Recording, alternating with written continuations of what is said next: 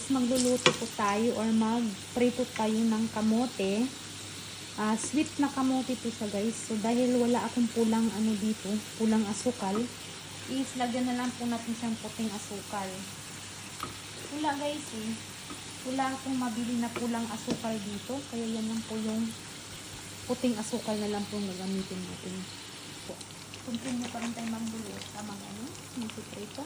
So, puting asukal lang talaga siya guys. Kahit puting asukal siya guys, nag-brown naman siya. Oh.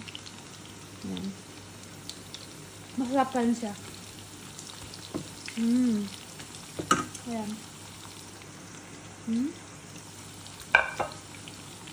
Ngayon guys is magkakape tayo. Ayan. So, ito na po yung naluto ko kanina.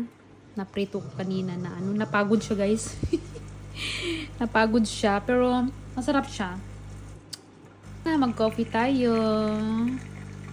So, yan. I-try na po natin guys. So, bali, sunog siya. Sunog.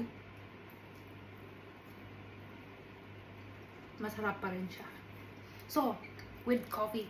Hindi talaga mawala guys ang pagkain Pinoy. Kasi kahit saan ka man sa sulok na mundo, kung nakasanay na po ninyong pagkain natin, is talagang hindi mawawala yan.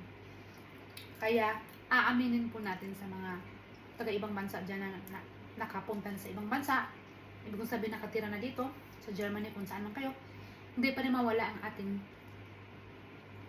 pagkain Pinoy. So, yan po yung ating mga kakanin. So, kahit na wala siyang sugar na ano, kasi wala akong nakuhang sugar na, nakitang sugar na red, pero nang try pa rin ko sa white. Masarap pa rin siya. And guys, yun na po guys.